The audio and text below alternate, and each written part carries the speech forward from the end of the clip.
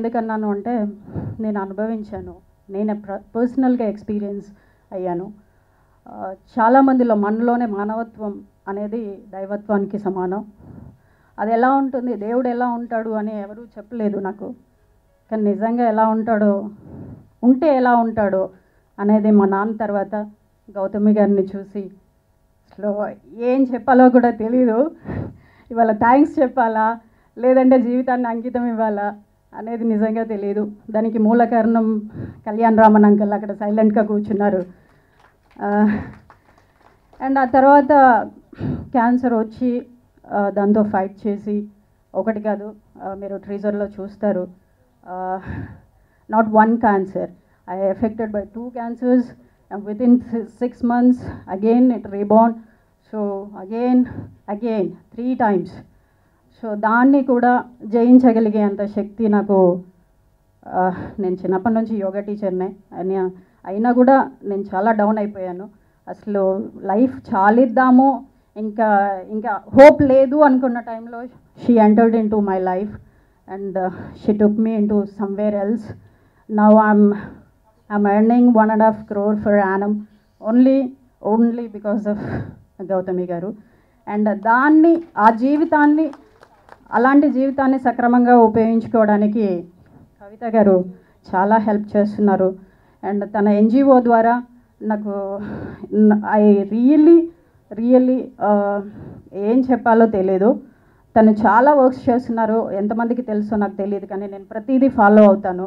Beyond politics చాలా సంఘ సేవ చేస్తున్నారు. కువైట్లో నేను వర్క్ చేస్తున్న ప్లేస్కి వచ్చి చూస్తే, అండ్ అక్కడ ఉన్న మన తెలుగు వాళ్ళకి, మన తెలంగాణ నుంచి వచ్చిన వాళ్ళకి, అండ్ ఆల్మోస్ట్ ఆల్ ఇండియన్స్కి ఎంతో అక్కడికి వచ్చి అక్కడ పరిస్థితులను గమనించి, అసలు తనకు అవసరం లేదు, అక్కడి వరకు రావాల్సిన అవసరం లేదు, అక్కడ వాళ్ళకి పరిస్థితుల్ని చక్కదిద్దాల్సిన అవసరం కూడా లేదు, కానీ షీ కేమ్ ఫార్వర్డ్. అందరికీ హెల్ప్ చేశారు అక్కడ. మేము దగ్గరుండి చూసాము కువైట్లో. సో ఎవ్వరు ఎక్కడ ఏ చిన్న బాధ ఉన్నా నేనున్నాను అని ముందుకు వస్తారు. నా దగ్గర హైమా ఒక 4-5 years నుంచి మేము టచ్లో ఉన్నాం, ఫేస్బుక్లో తెలుసు, ఫ్రెండ్స్ బాగాను.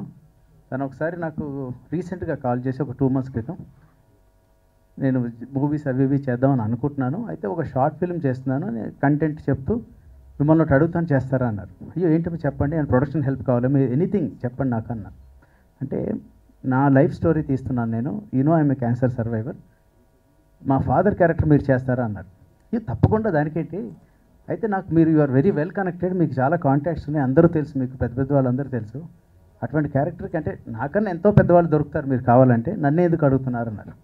అంటే ఏం లేదంటే మీరు ఎప్పుడు మీరు మాట్లాడే తీరు, మిమ్మల్ని ఎప్పుడు కలిసినా ప్లెజెంట్గా, లేకపోతే ఒక స్మైల్ తోటి ఒక ధైర్యంగా మాట్లాడతారు.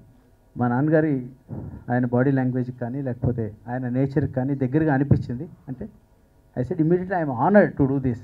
This is a great opportunity. And I am actually too small a man to do this because the project size is so big. The content is so big. Project అంటే దాంట్లో ఎన్ని 100 కోట్లు పెట్టాం, ఎంత బ్లాక్ బస్టర్ చేశాం కాదు, ఎంత గొప్ప కంటెంట్ ఉందన్నది. దీంట్లో కంటెంట్ ఈజ్ సో ఇంపార్టెంట్. తన కథ నాకు 1-to-1 చెప్తే I really went in to tears అండి, ఐఎమ్ నాట్ ఎగ్జాజరేటింగ్. అంత టచింగ్గా ఉంది. అంటే కంటెంట్ అంత పవర్ఫుల్ కంటెంట్ నిజంగా తన జీవితంలో జరిగింది. ఈ మూవీ రేపు ఎవరైనా చూస్తే అది చాలామందికి ఇన్స్పిరేషన్ అవ్వాలి, అంతేగాని ఇదేదో ఒక ఎంటర్టైన్మెంటో లేకపోతే అదని కాదు. ఇందులో ఒక సర్వైవర్ కథ ఉంది, అంటే ఒక జయం ఉంది, విజయం ఉంది అందులో. ఎండ్ ఆఫ్ ద డే ఈ కథలో విజయం ఉంది. తను ఒక విధంగా నేను ఇందులో ఒప్పుకుని నాకు తెలియకుండా ఒక ట్రాప్లోకి వచ్చేసాను. ట్రాప్ అని ఎందుకు అంటున్నానంటే, తను నా జీవితంలోకి వచ్చేసింది. హైమారెడ్డి అమ్మాయి నా జీవితంలోకి వచ్చేసింది, నా బిడ్డగా వచ్చింది. She like my daughter. నాకు ఏజ్ గ్యాప్ ఎక్కువ ఉండదు తనకి నాకు, కానీ తను నా కూతురులాగా అనిపిస్తుంది. మేము షూటింగ్ జరుగుతుంటే నేను ఎక్కడి నుంచైనా ఫోన్ చేస్తాను, హైమా హెల్త్ ఎలా ఉందని మన వీడిని అడుగుతాను. ఈశ్వర్ని ఎవరిని అడిగితే అక్క నాన్న ఫోన్ చేశారని ఫోన్ ఇస్తారు వాళ్ళు. అంటే that is how we got connected. Lasya కూడా నాకు ఒక 2-3 days వర్క్ చేసాం, ఎంతో కనెక్ట్ అయిపోయింది. ఇవాళ ఈ వేదికపై నిలబడి ఉండడం నాకు చాలా పర్సనల్ మ్యాటర్. ఇది ఒక మర్యాద కోసం లేకపోతే ప్రేమతో ఎవరో పిలిచారని చెప్పి రావడం మాత్రం కాకుండా వెరీ వెరీ పర్సనల్ థింగ్. ఎందుకంటే ఒకటి క్యాన్సర్ సర్వైవర్ అన్నది ఐ థింక్ మోస్ట్లీ అందరికీ తెలిసి ఉంటుంది.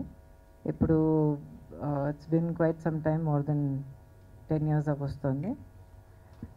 But more than that because of this one person.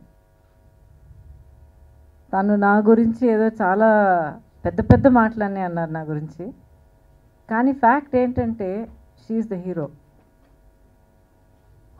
అంత డిమారలైజ్డ్ అండ్ వీకెండ్ స్టేజ్లో ఉన్న ఒక వ్యక్తి ఎవరైనా సరే 1 year తిరగకుండానే లేచి నిలబడి ఇలాగ, అంటే this was more than 1 year back, but 1 year లోపలే ఇలా కనిపించారనమాట.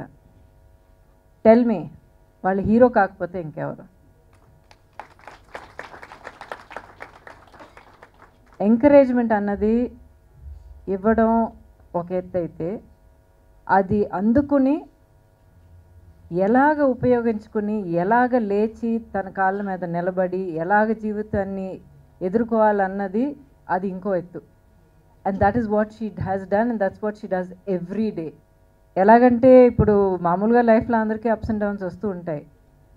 అలాగా నాకు ఎప్పుడన్నా ఒక డౌన్ టైంలో ఉన్నప్పుడు ఐ థింక్ అబౌట్ హర్. ఇలా ఒక సిచ్యువేషన్ వస్తే తను ఎలా హ్యాండిల్ చేస్తుంది. Okay, we going to do this, we going to face this, we going to overcome it. నేను ఎందుకు ఈ మాట అంటున్నానంటే హ్యూమిలిటీ కోసం కాదు, మనం అందరం ఒకళ్ళొక్కరికి ఇలా సపోర్ట్గా ఉంటేనే we can hold hands and climb out of any trouble. కష్టాలు వస్తూనే ఉంటాయి జీవితంలో, అలాగే సంతోషం కూడా కనిపిస్తూనే ఉంటుంది. But you have to hold your head up. కష్టం వచ్చిన టైంకి మనం తలెత్తుకుని నిలబడి మనం సర్వైవ్ అవ్వగలిగితేనే నెక్స్ట్ వచ్చే సన్ రైజ్ మనం చూడగలుగుతాం. So let us do it together. ఈ సినిమా షార్ట్ ఫిల్మ్ అయినా ఫుల్ లెంగ్త్ ఫీచర్ ఫిల్మ్ అయినా చాలా చాలా చాలా ఇంపార్టెంట్ అయిన ఒక సినిమా. ఎందుకంటే it tells us the story of one person who can be anybody. నేనై ఉండొచ్చు, మీరై ఉండొచ్చు, టీవీ చూస్తున్న వాళ్ళ ఎవరైనా అయి ఉండొచ్చు. It can happen to anybody any time. ఫలానా వాళ్ళకే జరుగుతుంది ఇలాగని చెప్పి ఇప్పుడు డాక్టర్స్ చెప్పుకున్నారు, అలాంటి రూల్స్ అండ్ రెగ్యులేషన్స్ ఏం లేవు. It can happen to anybody anywhere. So this can be anybody story and everybody should take inspiration from this. And తన లైఫ్ గురించి అంత ధైర్యంగా హైమా నిలబడి ఈ స్టోరీ ఇంత జనరస్గా, ఏ విధమైన ఒక రిస్ట్రిక్షన్ లేకుండా ఇంతవరకు చెప్తాను, ఈ డీటెయిల్స్ అయ్యో వద్దు తెలియకూడదు అన్న కాకుండా అంత ఓపెన్గా, అంత ఫ్రాంక్గా, అంత జనరస్గా షేర్ చేసుకున్న ఈ కథ మన సొసైటీకి without barrier of language, state, ఇది అది ఏమీ లేకుండా మన సొసైటీకి అది చాలా చాలా ఇంపార్టెంట్ ఇన్స్పిరేషన్.